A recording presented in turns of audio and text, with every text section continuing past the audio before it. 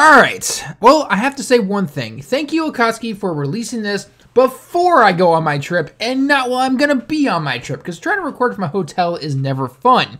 So, today's been completely crazy. Making 10 videos, editing, everything, uploading, all that fun stuff, and then this stuff drops. So I'm like, okay, no rest for the wicked, right? Let's get into this, guys. We got some stuff to talk about. Let's go.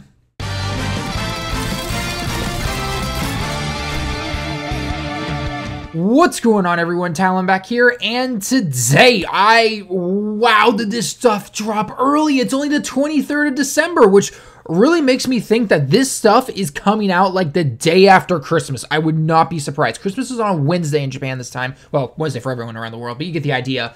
Banners usually release on either Thursday or Friday for something this big, and that's going to be the 26th, 27th. So, all right, I guess we're getting this stuff way early in advance. But hey, like I said in my intro, I am all for, because I am literally jumping on a plane in about 12 hours.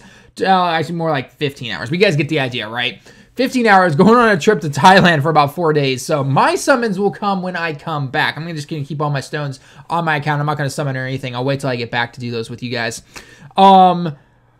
But yeah, let's go ahead and take a look at these transforming Goku and Vegeta, because these guys, it's a make or break, right? New Year's units have always been super hyped for the most part. And it's kind of like a, do I summon or do I wait for the year 5 stuff? Because as of right now, we 99% know that we're going to be getting some kind of blue Gogeta LR, and then it's either going to be another Broly or it's going to be an LR, an LR Broly from Dragon Ball Super, or it's going to be an LR Vegeta Blue. My guess is going to be on an LR Vegeta Blue, because year 3 had the Super Vegeta and the Super Gogeta, so it kind of makes sense in that regard, considering year 2 and year 4 were both Super Saiyan 4s, so we'll have to wait and see what's going to happen there. So, anyway, I'm going to be putting the pictures up on the screen for a little bit. I wrote out my translations. I posted them on Twitter and everything like that. I literally just got off of work, still in my work clothes right now, hence the hat and everything. It's really windy and cold over here. So I'm just like, all right, let's just get this done, and then I'll go relax in a nice hot shower, okay? So anyway, let's get straight into this, okay? And then also, after the picture is shown up for a little bit, I'll have the super attacks going. There's some beautiful super attacks. I'm very impressed with the super attacks, all right? Anyway, enough babbling, let's get into this. All right, into Super Saiyan 2 Angel Goku. His leader skill is the Other World Warriors category, Ki +3, stats up 170%. So I'm assuming this finally gives Pikkon an actual category. I think he might potentially already have one. I think it might have been the rival one or whatever, but hey, at least we see it here now, okay?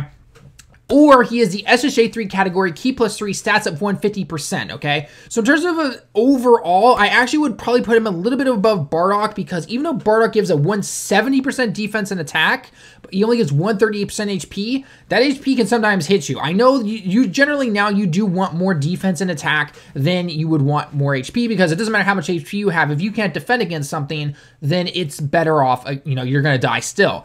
But with this, it's a nice flat across the board, essentially, right? It raises the HP a little bit more, but it still keeps the attack and defense at a nice solid space, okay? So, anyway, that's what his leader skill does. Super attack when he's only a Super Saiyan 2 Angel, okay? Immense damage and raises attack for 1 turn, okay? Passive skill, own attack and defense up 100%. The higher your HP is, the more defense you get for a total of 60%. And the lower your HP is, the more attack you get for a max of 60%, okay? Works very similar to things like LR Bojack and those type of cards, okay?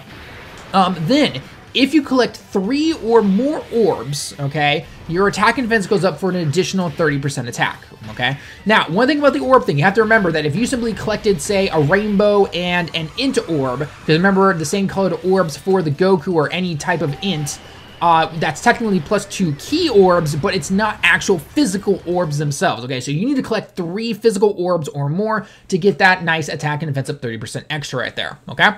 Then, here comes the big one, the transformation mechanic. This is going to make or break him for a lot of people, okay? Let's take a look at what he does. Transformation mechanic. Transforms after 3 turns, and you're facing off against one opponent, and that opponent has 80% HP or more.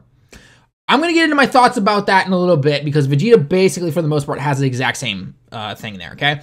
But what happens after he transforms, okay? So new passive skill. His leader skill, the leader skills always stay the same, right? Passive skill, own attack and defense up 120%. The higher HP is, the more defense you get for a total of 77% defense. And the lower your HP is, the more attack you get for a total of 77% attack there. Collect 3 or more orbs. Again, the same thing that we had beforehand. There's got to be 3 physical, actual orbs, not just an int and a rainbow, okay? Then your dodge chance goes up by 33%. Your attack and defense goes up an additional 33%. Then if you collect 6 orbs or more, you are super effective against everybody that you are facing off against. So basically, Gogeta's ability, okay? So, links. Normal links that you'd expect from a Super Saiyan Goku or Super Saiyan 2 Goku. The only thing that really changes is that he loses prepare for battle when he transforms, and he goes over in a flash, okay? He's got, the usual Super Saiyan, fierce battle, that kind of stuff, okay? Okay, so that's Goku right there, okay? Let's take a look at Vegeta, okay? Now, one thing to know about Vegeta, he is a Super Saiyan 2 Tech Super Vegeta, okay? So he's a super class unit, but when he transforms, he goes into Extreme, okay? I was a little worried about that he'd be an Extreme Super Saiyan 2 Vegeta, and it wouldn't work for a lot of things that he'd be doing, okay? Now, I don't know if that means, usually it kind of does, but we'll have to wait and see what happens. If you put him on a super team, like let's say you try to, I don't know if they'll allow you to take him into, say, something like the super stage of Super Battle Road. And if you bring him, are you allowed to? And if you do, and they allow you to, will you keep the key when you turn into Majin, if you happen to do? Super Battle Road is actually going to be kind of tough to get him to both of these guys to transform. Again, we're going to get into the transformation thoughts in a little bit, okay? Leader skill, Super Saiyan 2 category, key plus 3, stats up 170%. And the Revived Warriors category, key plus 3, stats up 150%, okay? SA, immense damage, raises defense for 1 turn, okay? Oh, and I'm really sorry about this real quick. I forgot to mention about Goku's SA. Immense damage, greatly raises attack, stacks it, okay? And high chance stun, okay?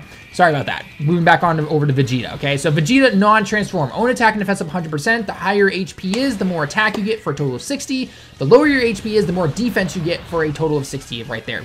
Basically the mirror of Goku in that regard, okay? And then when you collect 3 orbs or more, okay, then you get the extra 30% attack and defense. When transformation mechanics or requirements are met, you will transform into Majin Vegeta and become an extreme unit, okay? So, in order to transform after 3 turns when facing off against one opponent and your opponent has 80% HP or more. New passive skill, own attack and defense up 120%. The higher HP is, the more attack you get for a total of 77%. When your HP is lower, okay, the less HP you have, your defense goes up for a total of 77% if you're like near the reds essentially, okay?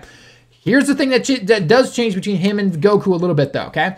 If you collect 3 orbs or more when you're transformed, you are effective against all types automatically. If you collect 6 orbs, you guard against all types.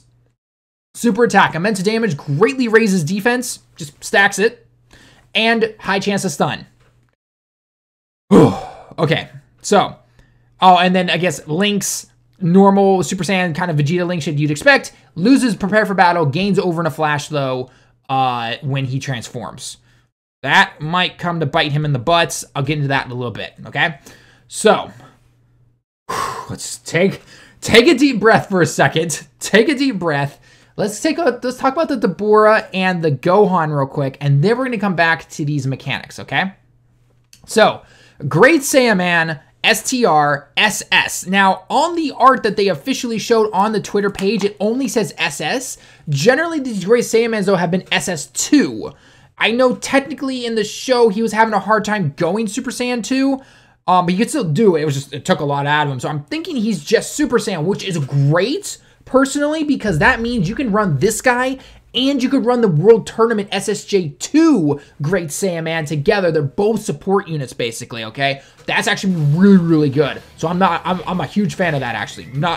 If that is true, if that SS stays as an SS, perfect. If it changes to SS2, this guy officially drops off the radar for me and I still keep the SSJ2 one, okay? Just because it's infinitely better, all right? Anyway, let's take a look at what he does. So, leader skill, half stand category, key plus 3, stats up 120%, okay?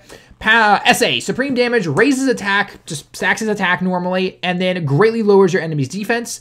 Passive skill, own attack and defense up 120%. When you attack, you have a high chance to seal your enemy's super attack for 2 turns. And Majin Buu Saga category super allies, key +2, stats up 30%. Links, they're not that good. They're not that good. Hence the passive, right? Hence the passive, okay?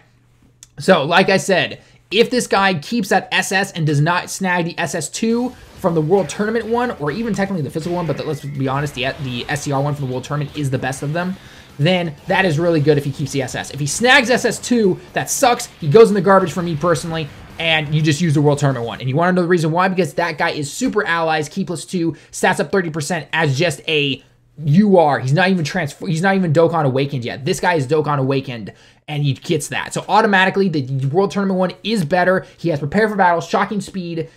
It's just infinitely better, okay? So Physical Deborah is basically the opposite of the Great Saiyaman. He's leader skill, Majin Buu Saga category, key +3. So kind of weird that both Goku and Vegeta didn't snag that, but I guess it is what it is. Raises defense, raises defense, greatly lowers enemies' defense and supreme damage for the Deborah, okay?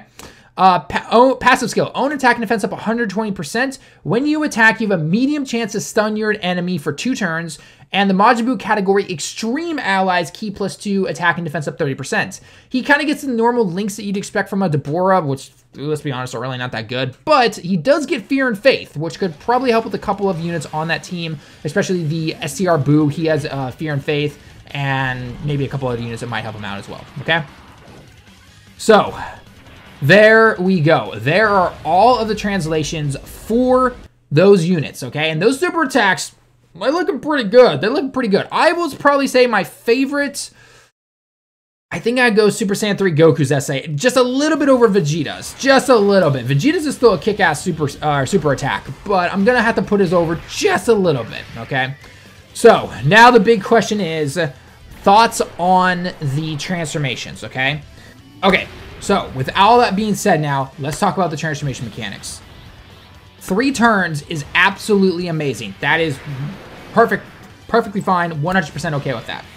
For Dokkan events, Legendary Goku events, and the Infinite Dragon Ball History events, you're going to see that most of the time. In fact, you should see that, no problem, okay? Because what this means is that when you defeat an enemy, okay? So let's just say, for example, okay? Goku's on the first rotation, okay? You defeat an enemy, you go through this, you go into the second rotation, and then you finally you either beat the second enemy or you beat that first enemy, okay?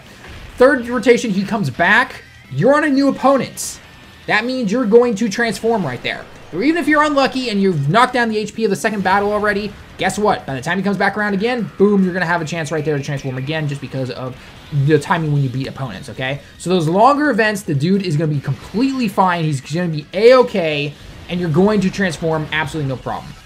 The one place he is going to struggle to transform for some stages, I am going to explain this in a little bit, is Super Battle Road, okay? Now, if Super Battle Road continues the trend of only making the enemies like 2, so having 2 enemies instead of having 5 or 4, then you actually might be okay for seeing this transformation sometimes, okay? Leave one opponent alone, okay? Defeat the other guy, or let's say it's 3 opponents, defeat the other 2 guys, and then by the time you're left with just one opponent, you could transform and finish off the events, okay? Now, I'm not saying it's perfect. I am not saying that this transformation mechanic is perfect. I don't like the one enemy.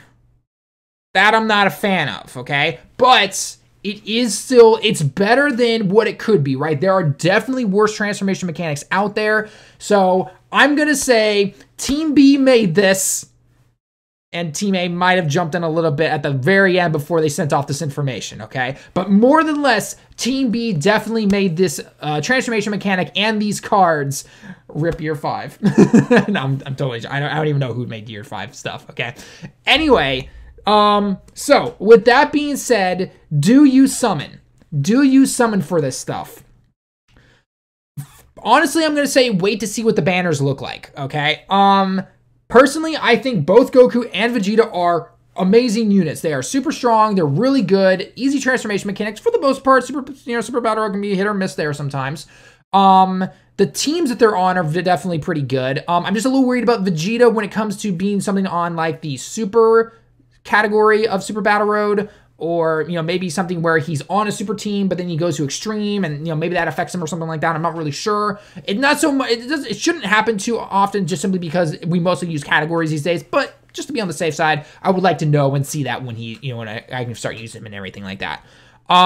So I'm definitely a fan of pretty much everything that they bring to the table. I would, it's really hard to say who is better. Like, on paper, I think Vegeta might be better, especially when you transform him. You know, guards against all types, super effective against all, you know, assuming you get the orbs. I mean, the super effective thing, that's happening, no problem. 3 orbs, that's easy. That's children's play right there. The one thing I am worried about for both of these units, though, is simply getting ki if you're not running them on that particular category. Goku on a Super Saiyan 3 category, absolutely no problem. You need to transform, no problem. Then he's going to get keyed, no problem. You just need 3, right? Vegeta is going to suffer when he transforms because he has over in a flash, but he's not really working with a lot of units. So unless you're doing like a Vegeta family team, or maybe you're running the SSJ3 Xeno Vegeta with this Majin Vegeta, maybe that could potentially be something. Again, this is all just like off the top of my head, trying to think within game as I got off of work and everything like that. So I'm sure you guys are going to let me know down in the comments exactly what you think, if this is going to work, if this is not going to work, that kind of stuff. And obviously we'll have to see when we get the cards and everything, okay? So I'm just going to say, wait to see what the banner looks like. They're both amazing cards. Everything is, I think, for today's age of Dokkan stuff, in the realm of, it could have been a lot worse of, hey, for Majin Vegeta, you have to have a Babidi on your team, right? Or you have to have a Babidi on rotation with you. Or for Goku, you have to have a Kid Trunks or something on rotation with you, right? Because Kid Trunks was flying around to go get the Dragon Balls as Goku was distracting Boo or something, right? So it could have been a lot worse. It could have been a lot worse, okay? So just wait to see what the banners look like and then make a judgment call if you are a free-to-play player. If you pay for stones, you're probably going to summon no matter what. It doesn't matter, right? Or if you like these guys, then go for them. Or if you really want to up your Super Saiyan 3 team, up your Super Saiyan 3 team, or whatever happens to come from the other World Warriors category, you know, the second part of Goku's leader. Or if you really finally want to revive Warriors category, then he could definitely work. I think actually Majin Vegeta, the more I think about it, could somewhat work for revived Warriors, because some of those revived Warriors either change orbs. Tech Tapion is going to be best friend for him, actually, the more I think about it. Tech Tapion is going to be awesome with this Majin Vegeta, okay? And then probably the Tech Super Saiyan 3 Angel Goku, he'll definitely help out right there. And I wouldn't be surprised if this Goku, the new Int Goku, he should be on the thing. In fact, let me go check real quick. Yes, okay, so he is on Revived Warrior. So actually, these two link up perfectly on that particular team if you happen to pull both of them. So we'll have to see exactly what's gonna, how things are gonna transpire when all this drops and everything. But I'm gonna stop rambling, okay? The last couple of things to just quickly talk about, they're in the news right now. Obviously, we're getting a new event for the Majin Vegeta. We're getting a new stage for the Super Saiyan 3 Goku, because it's just gonna go off of the Angel Super Saiyan 3 Goku, basically. We're getting a new story event, okay, which is gonna have the free-to-play Gohan that transforms into Great Saiyaman when he's a UR. In terms of his passive skill, I have it right here on my phone. They, for some reason, didn't release that on the Twitter page. But the passive skill for this guy is own attack and defense of 58%. Let's see, extreme, when you're facing off against an extreme enemy, you get Ki +3 and an additional attack and defense up 50% right there, okay? And then we're also getting a Spopovich card, whose leader skill is World Tournament category, Ki +2, stats up 30%, and he'll Dokkan Awaken into a Spopovich and Yakon, was it? Yeah, Yakon, I believe. Yeah. Oh, sorry, Yamu and Spopovich. Okay, that's what his name is. I don't know what they're going to do after that. Leader skill will probably just be like a 50% for the World Tournament category. I don't expect them to be honestly that good, but, you know, it is what it is, right? And other than that, that's basically about it. Anything else in the events? It's just the usual World Tournament stuff we already knew about. So, yeah. So, anyway, guys, that is all of the information right there for this upcoming celebration. Like I said, we'll probably see it in the next couple of days or so. Some extra information. Probably on Christmas, the moment Christmas ends at midnight for Japan time. It's on the 26th. We'll see some information for that. I will be in Thailand for when that stuff pops up. So, I mean, it's not going to really require any translations because we already know exactly what's coming. So I'll do the mission stuff and I'll post that on Twitter. So make sure you follow me over on Twitter, and I also post it on the YouTube community page, but I know sometimes people don't see that. So just go to both and just double check if you're trying to get your missions, because hopefully we'll actually get a decent amount of stones this time, okay? All right, I'm tired. I still have to go record a couple more videos before finishing up packing and then going on my trip in less than 15 hours. So I hope you guys enjoyed the video. Let me hear your thoughts down below in the comments. As always, leave a like if you liked the video. Subscribe if you happen to be new. And until next time, everyone, I will see you all in the next one.